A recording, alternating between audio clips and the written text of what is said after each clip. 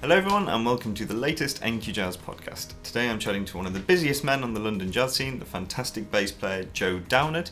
He has released his debut album this year, the fantastic Seven Japanese Tales. Really recommend you go and check that out. He's even had the fantastic fortune of having a sold out album launch along with brilliant James Copus at the Jazz Cafe, one of the very few gigs that is going ahead at the moment, so big congrats to Joe. Sit back and enjoy the interview. Great, so Joe Downard, welcome to the NQ Jazz podcast. How have you been keeping in the last 5-6 months? Very good actually. I've actually I feel like I've come out of it pretty well. Like for me personally, it took a lot of time not playing at the very beginning, and then sort of slowly creeping back into practice and listening to music again. And I just think, it was a time for me to sort of enjoy some other aspects of life. My wife, she works from home full time, so there's lots of cooking happening at home, which is great. It's really fun, lots of time spent together. So it's actually been good. It was hard, like in some of the lockdowns and at the beginning and having to quarantine and stuff, but it feels good. But the time off I was definitely glad I had that, because it was pretty flat out before then. So obviously devastating to be gearing towards your debut album launch tour and then have that snatched away. But obviously the album's come out and it's had a great reception so far. It's been good.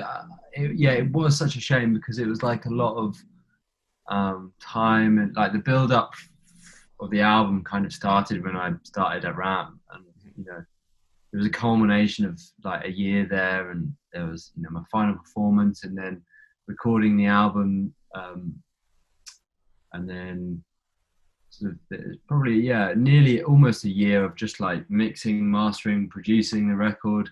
And during that time I was booking a tour, and it was all ready to go. We had a album launch of Pizza, and we were going up and down the country touring it. It all kind of just fell away, and it was kind of bizarre because you can only imagine venues have got like tens of bands to have to keep in communication with, and having to let them all down. It just the knock-on effect was probably so large.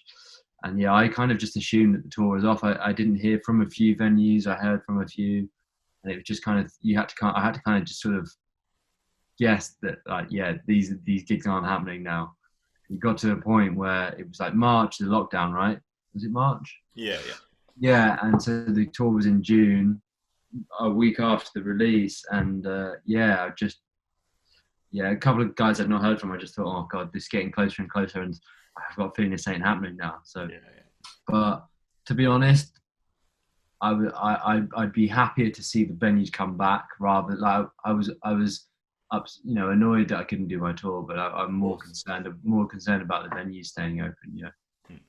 And places like the Vortex are obviously doing a big fundraising campaign. Places are in danger at the moment, which is a very worrying thing. Absolutely. Moving ahead, but fingers crossed. It would be nice, like for instance, like I put in an Arts Council application for my tour,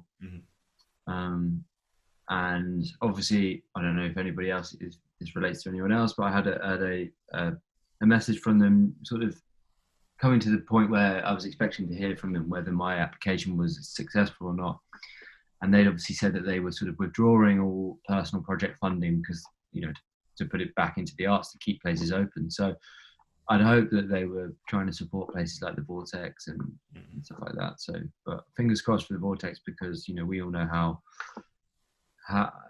special that place is, especially for London, especially for probably more modern contemporary jazz. It's a really important place for sure.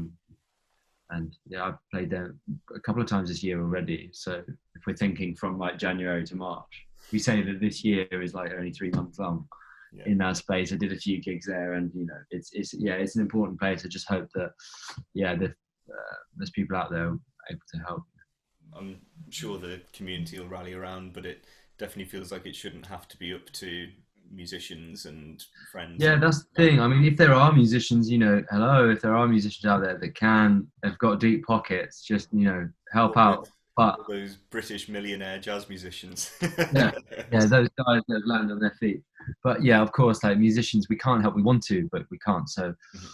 like, so I think it's a rallying around of people that are in more fortunate positions and that might be able to, you know, see the foresight of like how much of a difference they could make if they can make, Mhm. you know, if they can help places like that, because it is a massive deal, you know, art spaces and community areas like that, and kind of feels like we're losing them. They're not gone yet, but you know, like you say, we've got to be really careful because if they do go, yeah, Well, we had a funny thing in Manchester. You know, a couple of the really major venues for maybe it's a slightly different kind of thing to the Vortex, but the venues are Gorilla and the Deaf Institute. You know, which mm. are both amazing venues, and they both went under straight away. But thankfully, they've been taken over by some new owners, and they're Yeah, relaunching. But we'll have to see how much sort of jazz they end up putting back on again or yeah. not. You know. Yeah, it's not just that they don't have, you know, audiences coming. You know, these venues that people are using, they've got rent. You know, they've got rent overheads, and it's just Yeah. so scary that something so mundane as that can just close somewhere so quickly. Do you know what I Yeah. mean? Because Well, I I'm think sure that venues and companies, they're looking at the in the future, and they're like, look, we're not going to be able to Mhm. afford this, so we've got to Yeah. just close it. You know, it's Yeah. so sad, really. Well, I think you know most places have managed to get through till now with the support that's been out there, but Yeah, then it's basically all ending at the end of this month, isn't it? Or yeah, next month, whatever it is. But and as if everything is now back to to normal, yeah. you know. So do you mean like the support networks? Yeah, kind of weird, The right? Like, financial support, yeah, yeah, it's like that's it. Like you're on your own after that. yeah, And I kind of like, as a self-employed person, the government grants were great. hmm There was such a long gap between the two payments. It just like yeah. just clinging on, you know, and then it comes in and sort of helps you with it. But yeah, it's been tough. It's been really tough. But Yeah, how's your diary looking at the moment? Have you got a little um, smattering of things coming in, or is it well, still? yeah, a small smattering of things. I've actually got my first gig with my band for this Seven Japanese Tales project at the Jazz Cafe on the That's right. 29th of September. I mean, what's more exciting about that is that it's like a double gig with me and James Copus's band. We're both signed to Ubuntu Mhm. Music, and yeah, we're putting on a night there. It's they've gone for like 150 seated venue now, so there's seats at the bottom rather than the all standing. Mhm. And yeah, it's like we're basically treating it as our like double album launch. Both me and James kind of released albums at the same time, and yeah, we're gonna put on a great night of music, and it's Yeah, gonna be yeah, awesome. We got to sell it out. That's what we want. We got to yeah, sell yeah. it out. Get bums on seats, but hopefully, you know, people have been without music or live music for so long that they're desperate to get back. So Yeah. I'm sure. I've no doubt people will be thirsty to get down yeah, for that. So. hopefully, fingers crossed.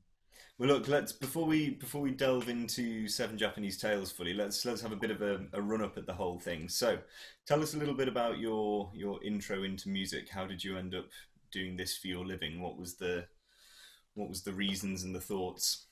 I was studying at college in Guildford, sort of coming out of school. It was like a music college, basically. Mhm. Um, and there, I had some really great teachers. I was learning electric bass there, and I had some really great teachers there, and some extracurricular sort of jazz classes like after school and things like that.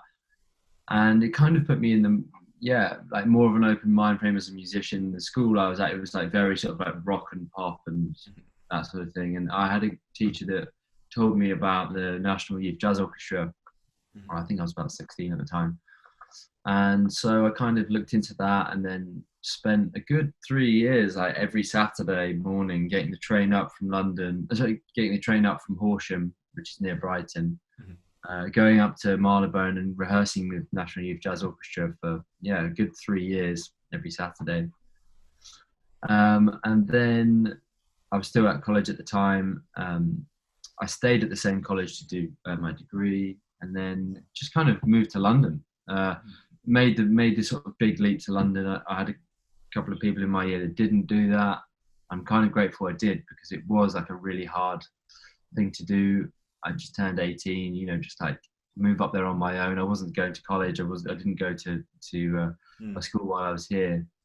Like moved in with a band, and at that point I was still with the National Youth Jazz Orchestra, and then I eventually got the chair for that. So that was kind of like my first intro into being like a gigging professional musician while living in London. Before then, I was still gigging, doing function gigs, but this was kind of like a real taste of like being part of a band, rehearsing every week, touring. It was great. It was amazing. And then, I kind of spent the last 8 years or 7, 8 years in London. Prior to that, I'd gone through the youth orchestra system, come out of that. And I've just been in London as a sideman, for the last 6 years or so. Using Ronnie Scott's as like a basis to go and hang, I used to like every Monday and Tuesday night, I would like cycle from South London all the way to Ronnie's, because obviously I didn't have enough money for a car or like for the bus or whatever. So I would, cycle up there every week and get to know people. And that was kind of at the beginning. And just from then, which has led to this point now where, I'd spent 7 years being a sideman, and I was really enjoying it, but I wanted to try and get something more out of myself. So spoke with Nick at the Royal Academy of Music, Nick Smart, and did the audition. So at what point did you decide to jump in and do the masters then? What precipitated? A lot of guys that I was playing with, Alex Hitchcock, Will Barry, Rupert Cox, Rob Luft, Sam Glazer, Billy Marrows, these guys I was playing with, they'd all been through that system, and the sort of rock and pop college that I'd come from. I don't know, because I felt like at that point I was kind of dedicating myself more to like the improvised music area of the world. I don't want to say just jazz, because it's more encompassing than that, but leaning that way, and the friends that I was playing with had all been through that system, and I guess there was an air of like wanting to do that as well, and just gaining a bit of extra knowledge in the music that I was sort of falling in love with, jazz music, and I'd not had that formal training. I'd sort of taught myself the double bass from when I moved to London, so I'm sort of self-taught in that respect. And so I'd known Nick for a few years, just vicariously by coming into the academy and rehearsing with people. I think I spent it was 4 years in a row. I did like 6 or 7 people's final recitals or something. That's the way you know what it's like. And so got to know Nick through there, and I sort of showed my interest in wanting to do a master's degree there, because I sort of felt like I wanted to start composing music, and I just needed a little incentive, so a boost in being taught harmony and being taught the bass as well, because it's really important to keep having lessons with people. And so did that. I managed to cram the whole 2-year masters into a year, which was absolutely crazy. At the time, I was touring with a singer called Judy Jackson, and I think on one occasion I'd done a gig in Amsterdam, woken up the next morning, got a flight back, made a Monday rep class with Pete Churchill, and then that same afternoon had to fly to Berlin to do the gig in Berlin. During the band had driven from Amsterdam to Berlin, so I'd sort of done 3 countries in a day, and kind of lost hair, as you can see. But this is what master's degree does to your hair. But it was great, and it was exactly what I was after, a bit of structured learning on composition, arranging. Jasper Hoiby was my bass teacher, keeping me in check at all times, and I don't regret a single second of doing that, and it kind of has brought me here with my own album, and it's been a crazy 10 years really. Yeah. It's, with a lot of full on stuff going on. It feels like the perfect time to jump into the first track that you've picked out for us, which is Terror out of the seven Japanese sales. It's the second one on the album, isn't it? Yeah. It's the second tune on the album. It's sort of like a bass punch in the face. You know, it's like opens with double bass. It's very like a what's the word? Yeah, it's kind of all about the bass at the beginning, which is great. Fantastic. Well, sit back and enjoy Terror.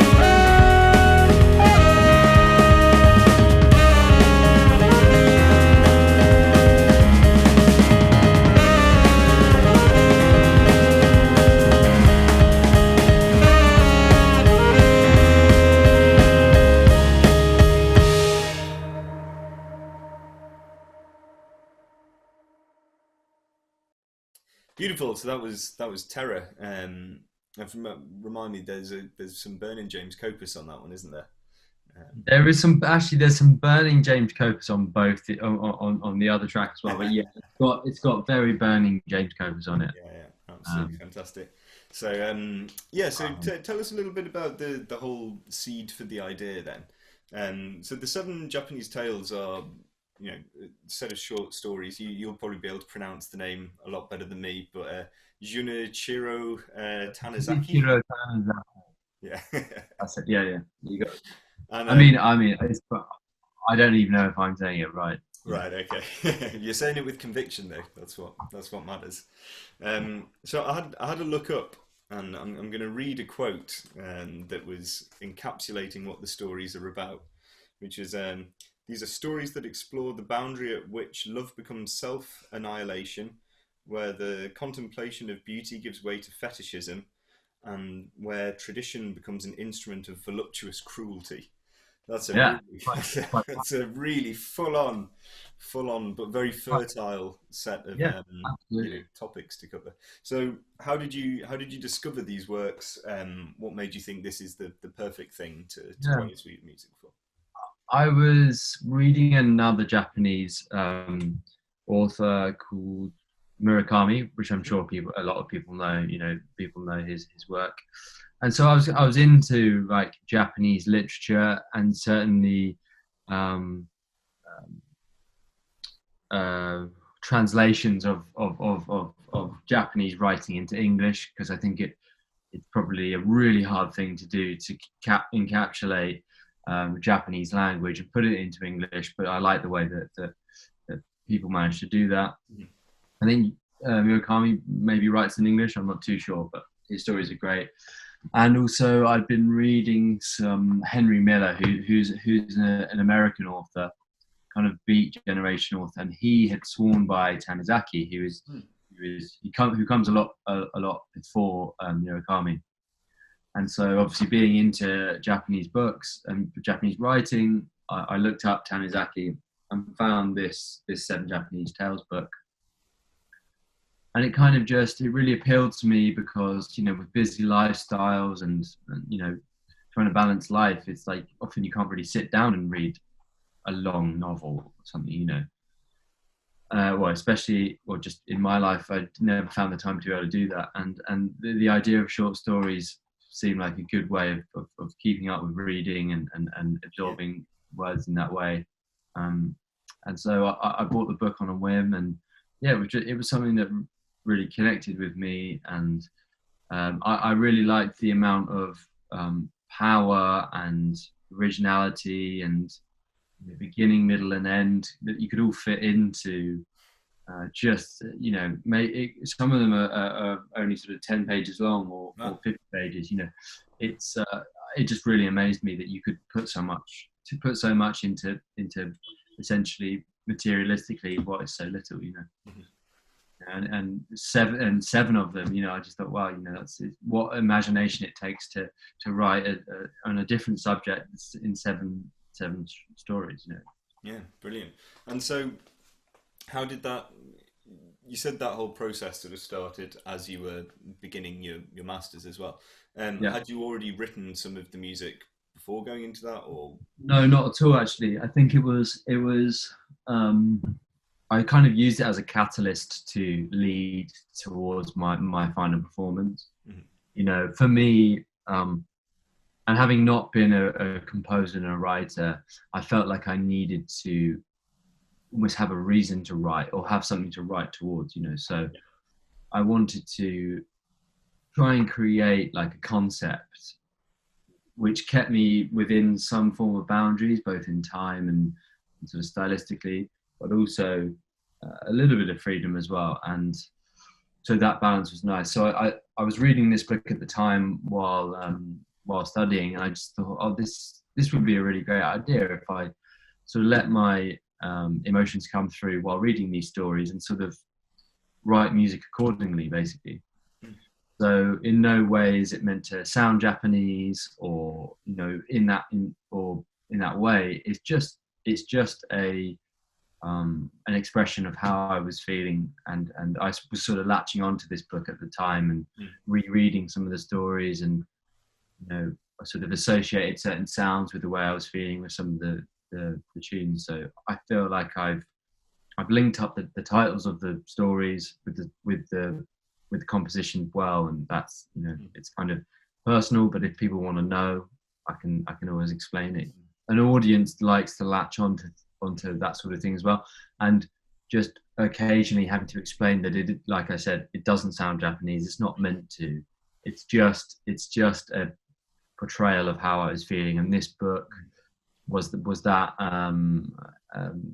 catalyst for writing, and I just wanted to sort of honor that, but then also bring my original music with it.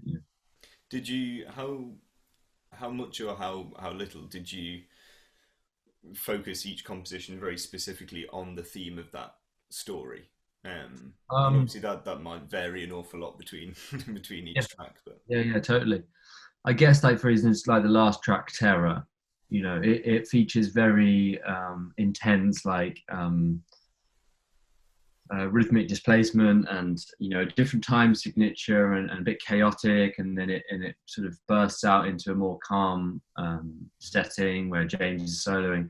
And the Terror, the story, is about a man's fear of like moving fast, getting onto trains. There's a fear of sort of locomotives, and that fear of movement. And yeah, I guess I was writing the tune and reading the story at the same time. I was like, oh, either one is inspiring the other. Like, yeah. I'm writing this tune while reading this story. It must be influencing me in some way. Mm-hmm. So, I'm going to honor that by calling this tune after this story, Mm-hmm. So I think that's as deep as it gets. Yeah, so that's an example of it, like Terror. Yeah. Starts with some metric modulation stuff, which is meant to evoke sort of unsettled feelings, and then it kind of faces out at the end. And so I was reading that you recorded the whole album in one day, which is that's a long day's work already. But then you did a lot of work on it afterwards. The production side of things. So tell me a little bit about this group you're involved with. Is it Lono? Lono, yeah. So Lono, we're a band. Well, more of like a production collective. We create library music out of sort of nothing. We sort of do lots of recording in our studio, and so it was actually myself and Todd Speakman, who's one third of Lono. We spent a lot of time doing post-production, the introduction of electronics and splicing, and using analog techniques to sort of just add an extra layer. John Moody was also involved. He's the other third, and he put some Hammond organ on it and things like that. So I wanted to have the acoustic jazz element of it, and then use this collective that I'm part of to just bring a completely different style into the music, of just post-production and experimentation. And what you hear on the album was sort of 6 months of just experimenting and just like finding what sits well with it.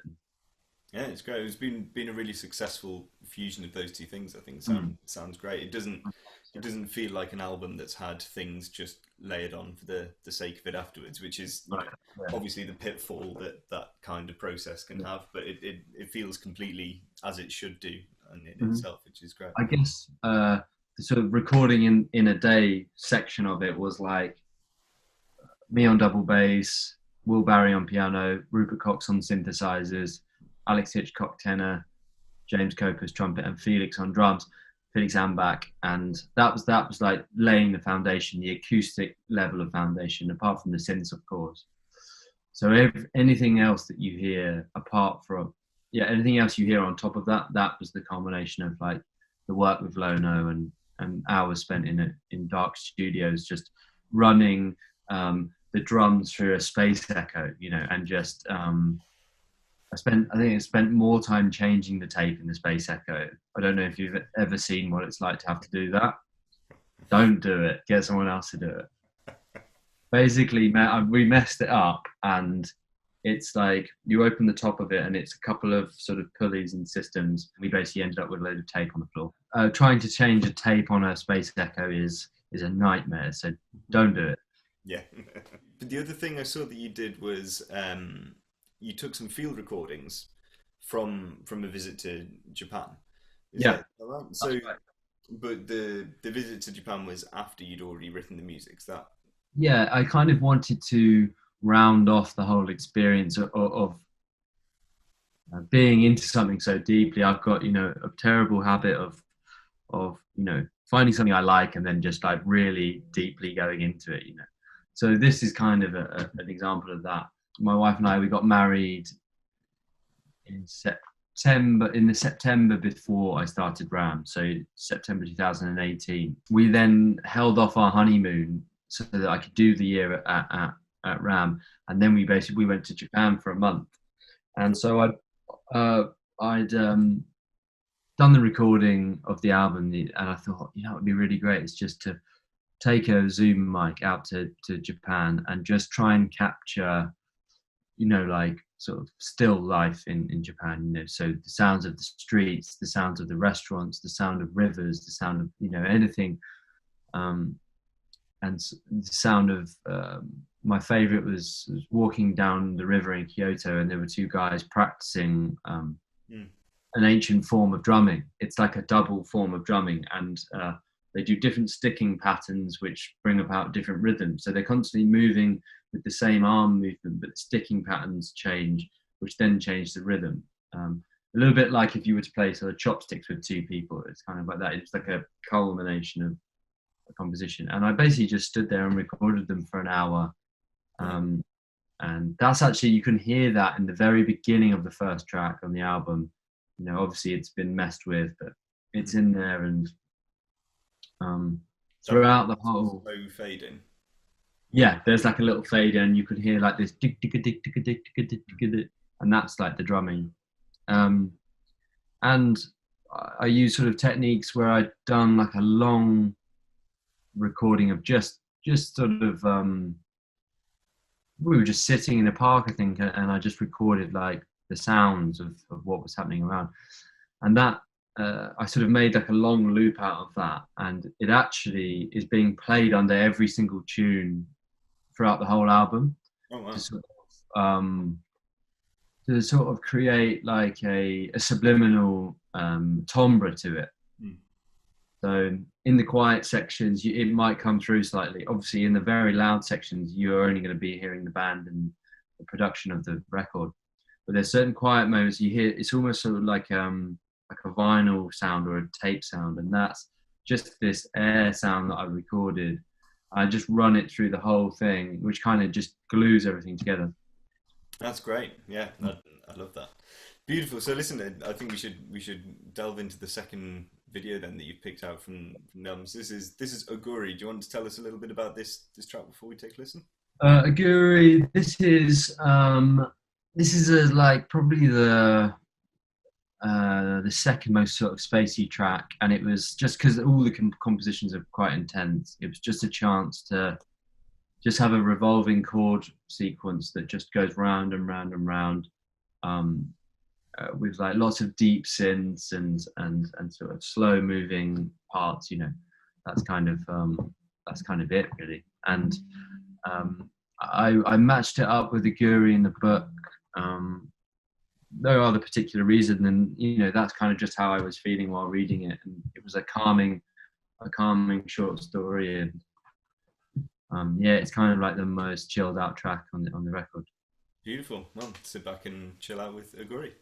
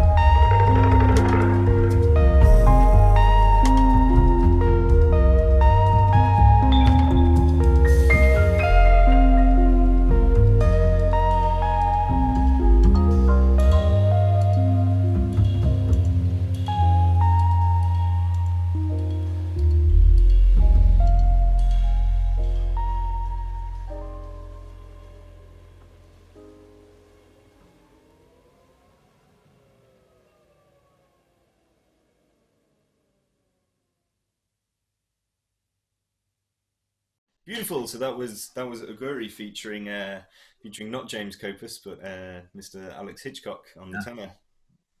Tearing it away. Yeah. Absolutely, as he always does. So yeah, Seven Japanese Tales. Everyone go and have a listen. Buy your copy. Follow the links down below. And I wanted to ask you a bit about Waju as well. So this is a band you're in with Sam Rapley, Yeah. Hal James.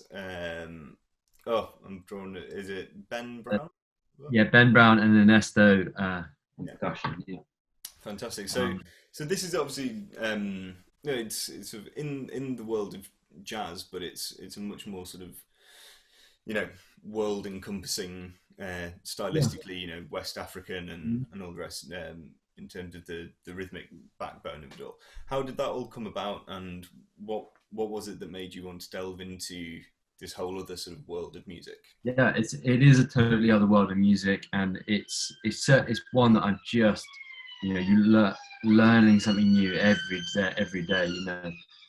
Um, Ben Brown, he's an absolute master of being, world music in that way. He's so well studied in those styles, and um, I hold him, highly regard him in that respect. And Ernesto, he's from Venezuela, incredible percussion player, and he brings history of those styles and the sort of South American styles that we play. Tao's, incredible at the guitar, and his improvising is what brings that edge to the band, and Sam as well with his sort of ability to play melodies. It's amazing. It's an amazing band to be part of. I've been with them for nearly 3 years now, and yeah, it took me a while to think. I was into that music, but I think like to really play it, you've really got to dive into it and really understand Yeah, for sure. regional swing feels in Africa or something like that, and you're going to play in that style, you really have to listen to that music a lot and learn like where the downbeats are and respect that thing. So who are the kind of artists that you went to check out to hear? Yeah, so like a lot of one of the guys we're really into at the moment is a guy called Alain Peters. He's a guy from Reunion Island. All right, yeah. And he sings in French, but he's got such a deep swing pocket. It's amazing. What's the other band called from Reunion Island? It will come to me. And last year we did a show dedicated to Ali Farka Touré. And those are kind of the influences we have, and a lot of South American influences, and Hmm. yeah, that's kind of the vibe. And it's we're trying to stick to and respect tradition, but also bring in like improvising and freeness, Yeah. which I Yeah, think. brilliant. Well, listen, everyone go and check out Waju as well. We will also drop a link below, of course. Yeah, Listen, what does the future hold for you at the moment? Obviously, it's a strange time to be thinking in the moment. yeah, of course. Done a lot of thinking on the golf course actually, which has been really good for my mental state. Just playing golf, just golf every day. It's like music and golf. That's but yeah, I've kind of been thinking about how to come out of this because I'm sure there's people that have been practicing 10 hours a day and stuff, and it's not really. I'd love to be able to do that, but just don't have the mental um what's the word stamina to be able to do that. So yeah, just about to start a remix project with Todd Speakman, who's part of a group called Speakman Sound. He's actually won third of Lono as well, and we're basically going to the studio. I'm going to completely tear apart the tunes with all of the original studio sessions, and basically create some electronic remixes. And they're going to be aimed at more, yeah, like a DJ vinyl club sort of audience, but totally accessible in that way. Just something a bit more like not commercial, but just another expression of the sort of music I'm into. Awesome. Yeah, yeah. And Yeah, are there any thoughts yet on? Obviously, it's a funny one because once the first album's out, then obviously there's yeah, always the thought of what album two is going to be. But at the moment, it must feel like you're still in this strange limbo because you haven't been able to do the tour to go along with it yet. But Yeah, totally. It is a strange limbo, and I kind of feel like you can understand. You run a venue. The amount of emails you probably get a week for people asking to play at your venue. I put a lot of time and energy into booking it, and it will happen at some point in the tour. But I want that tour to happen as a bit of a book closed thing. Like it was going to be something. The recording and the making of the album is great, but for me, like performing live is the most important thing. And if I don't get to perform this music live, I'd feel quite upset that I didn't get to take it around and see people's reactions at two pianos, synthesizers, and all that with an Ableton rig and stuff. And I just want to be able to see those reactions from people. And I really want these live gigs to happen at some point. The Jazz Cafe is a good starting point, at least. So. Oh, look, for sure that I know that those things will happen as and when they can. Have you given any thought to a second album yet, or does it seem? No, not yet. I'm just about getting into some writing again. These past couple of months have just been great to just listen to music. Really, I've done some playing, of course, and keeping my chops alive and going back to basics. But now I'm sort of just sitting back at the piano again and just finding some sounds I like and letting the music I've listened to over the past 5 months sort of inspire some things, and we'll see where we get. Great, yeah. Are you doing any more reading at the moment that might?